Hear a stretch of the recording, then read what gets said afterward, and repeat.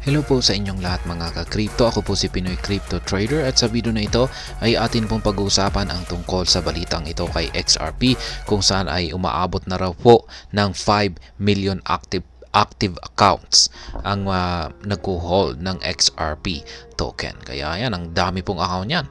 At bago po tayo magpatuloy ay nais ko lamang po munang bigyang linaw ang aking disclaimer kung saan ang nilalaman po ng video na ito ay hindi po ito isang financial advice. For education and information purposes lamang po ang layunin nito.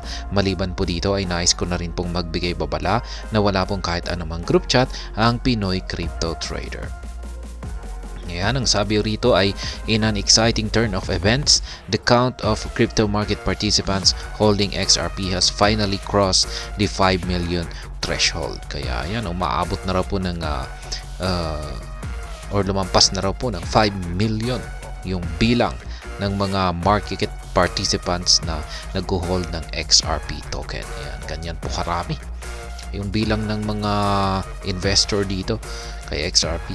In a recent post on X, the leading XRP ledger explorer XRP Scan called public attention to the development that number of active XRP wallets has surpassed 5 million for the first time. Kaya yan si XRP Scan po yung naglabas sa report na ito. Yan sa achievements ng XRP na ito kung saan ay ang total po ng active XRP wallet ay lumampas na po ng 5 million. Yan, at sa kauna-unahang pagkakataon po yan. Kaya yan po yung actual na tweet rito ng XRP Scan. The XRP ledger has surpassed 5 million active accounts. Ayan, it is worth mentioning that the number of XRP holders remained stagnant in the 4 million range for nearly 2 years, encountering challenges in surpassing a new threshold until this year. Breakdown of the holders of XRP. At present time, the count of active XRP addresses is 5,315.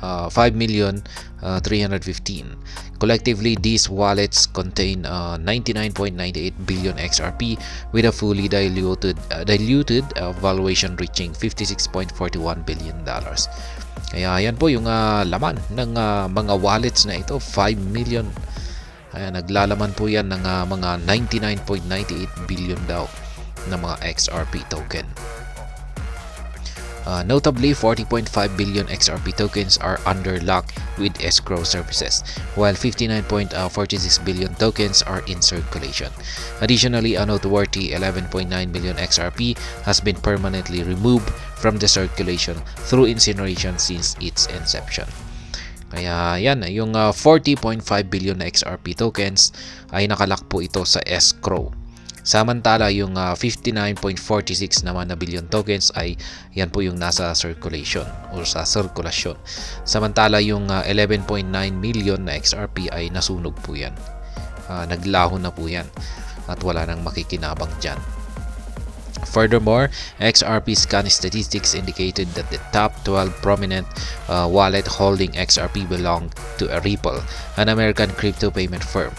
Ripple has approximately 40 billion XRP tokens locked in escrow, while some 5 billion XRP tokens rest in expendable wallets.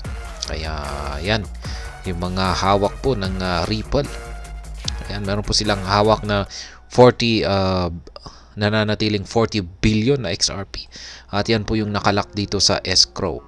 At yan nga, meron nga silang kada taon ay meron pong nailalabas na 1 billion XRP token. At yan nga yung kinakatakot ng karamihan. Yan yung mga investor dito kay XRP na kung pag idadam nila yung 1 billion kada taon ay magkakaroon po yan ng impact sa market price ng XRP. Kaya ayan, meron na pong 5 billion ang nakalagay po sa expendable wallets ng Ripple. Kaya yan, kung pagbiruin mo naman kung pag idadam nila yan, 5 billion na yan. Following Ripple closely regarding significant XRP holding are wallets associated with crypto exchanges Binance, Uphold, Upbit, and Kraken. Kaya yan, ito naman yung mga exchanges na may malalaking hawak na XRP.